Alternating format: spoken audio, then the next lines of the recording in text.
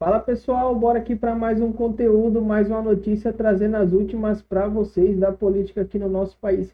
Pessoal, dessa vez vazou a delação do Vorcaro, é isso aí. Vazou, imagina para quem? Alexandre de Moraes. Ele mesmo vazou a delação do Vorcaro para o Alexandre de Moraes. É isso que você vai ver aqui neste conteúdo. Mas antes de iniciar, peço que você se inscreva no canal, deixe o seu like, ative o sininho das notificações para você não perder os conteúdos que eu posto aqui na plataforma, sempre mantendo vocês atualizados de tudo que acontece na política aqui no nosso país.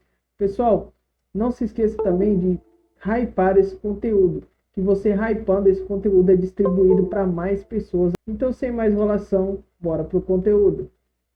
O advogado de Daniel Vorcaro, responsável por sua delação, foi flagrado pelo Estadão num hotel de Brasília, junto do maior aliado do ministro Alexandre de Moraes, 24 horas depois do Vorcaro ter entregue para a Polícia Federal e para a PGR a sua delação.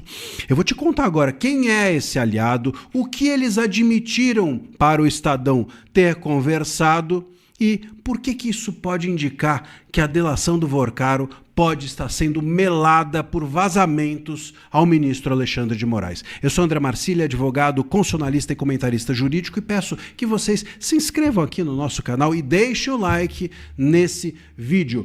Bom, vamos aos fatos. Como eu mencionei, o Estadão flagrou e fotografou num hotel de Brasília o encontro entre o advogado José Luiz Oliveira Lima, conhecido como Juca, e o ministro Floriano Marques do TSE. O Floriano é um aliado bastante forte do ministro Moraes, como eu mencionei. Ele entrou no TSE em 2023 por indicação direta do Moraes e é colega do Moraes também na USP, na Faculdade de Direito da USP, aqui em São Paulo. Inclusive em 2025, quando a Carmen Lúcia, como sempre, exigia uma mulher na vaga ali para a academia, né, para a USP, o próprio Moraes é quem fez com que o tal do Floriano fosse indicado para a vaga. Portanto, eles são muito próximos, não é uma pessoa qualquer, não é um aliado qualquer. A conversa entre os dois, depois que o Estadão flagrou e revelou,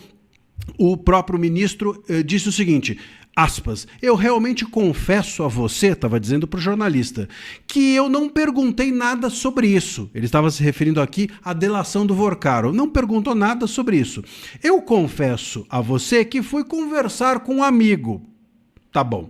Uma pessoa que eu conheço há 20 anos, aí seria o advogado, né, o Juca, amigo de longa data, já trabalhamos juntos. Ele falou que estava morando aqui, que ontem havia entregue a delação e eu obviamente falei, puxa vida, que coisa, o ministro disse, puxa vida, que coisa, né? Todos nós estamos nesse momento pensando isso, puxa vida, que coisa, que coincidência, só faltou isso, que coincidência, estava aqui passando e visitei o amigo, nesse exato momento, que coisa, mas eu realmente, aí ele continua dizendo ao Estadão, mas eu realmente não tenho nenhum assunto a tratar sobre isso, porque eu não tenho nada a ver com o Master. Ele pode não ter nada a ver com o Master, mas a gente sabe que ele tem muito a ver com o ministro, é um amigo próximo e o Moraes está interessadíssimo no que o Vorcaro fala ou deixa de falar.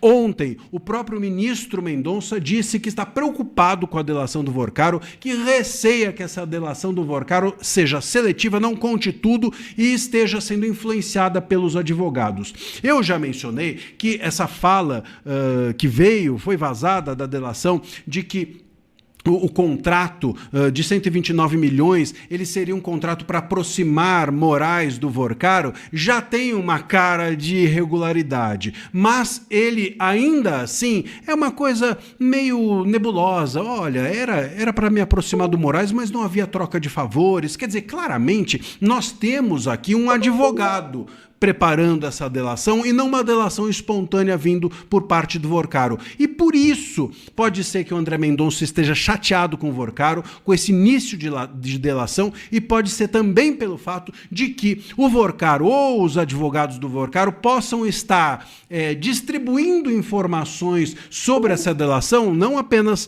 para a imprensa, estou aqui supondo, né, que possa eventualmente estar acontecendo, mas também pode estar acontecendo de se estar distribuindo informações para o Moraes, por meio de interlocutores, por meio de aliados. Claro que se isso acontecer, nós temos uma delação preparada para que o Moraes se defenda da delação e que o próprio Vorcaro saia livre. Se isso estiver ocorrendo, e eu acho que é essa a grande preocupação do André Mendonça, é claro que o Vorcaro vai ficar para trás. Pode ser, novamente, que o Vorcaro entre naquele lugar que ele estava há algumas semanas, que é o de um delator meia-boca, um delator meia-bomba, um delator que quer preservar a si e a todos os demais envolvidos, e ele acabe ficando para trás. Tem gente na fila de delação, como o ex-presidente do BRB, o Paulo Henrique Costa, e outros mais. E tem 7 celulares ainda para serem periciados, porque um só, e 30% dele é que foi até agora periciado. Portanto, se o Vorcaro continuar nesse lenga-lenga, tentando poupar a si e a todo mundo,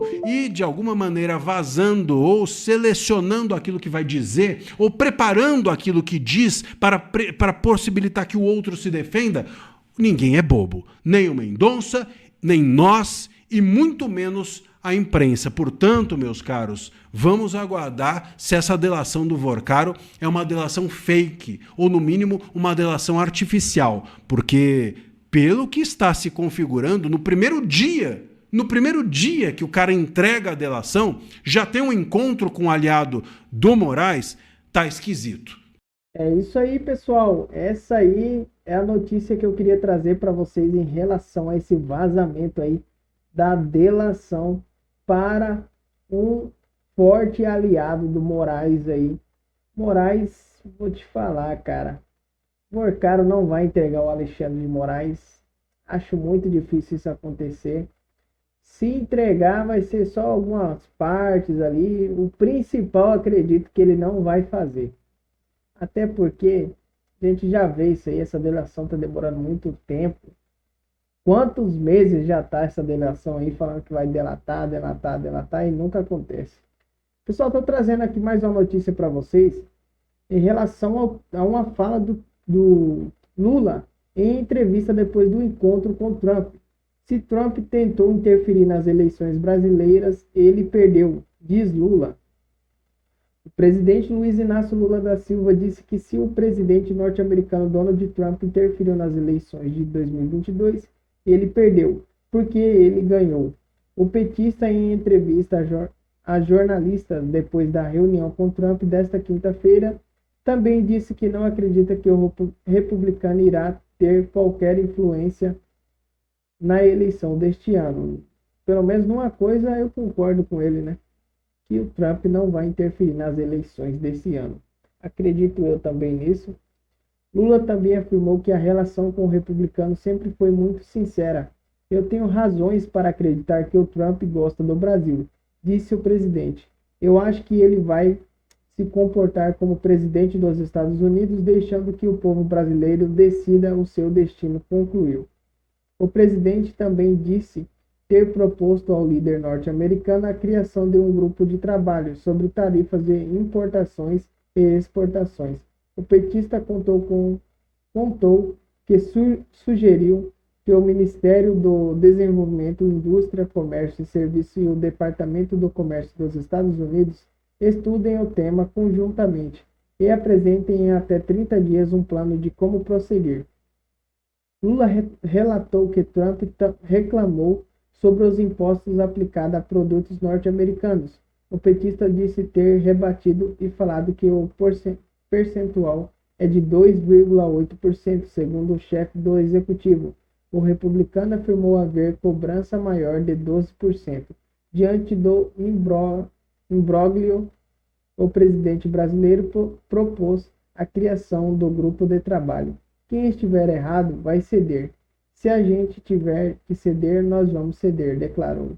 É isso aí, pessoal. Essa aí é a fala do Lula depois dessa reunião com Trump que durou aproximadamente 3 horas e sem a presença das câmeras. Foi uma reunião sem câmeras, sem nada, preservou a imagem bonitinha do Lula aí, né? Até porque, né, nessa reunião aí ia ter a entrega das terras raras, né? E eu acredito eu que o Lula fez a exigência de não haver câmeras lá na hora da reunião, justamente para que eu falei, pelo que eu falei agora há pouco, para preservar a imagem dele. Pessoal, essa era a notícia que eu queria trazer para vocês. Mais uma vez, peço que vocês se inscrevam no canal, deixe o seu like, ative o sininho das notificações, que assim você não perde nenhum conteúdo que eu posto aqui na plataforma. Muito obrigado e até o próximo conteúdo.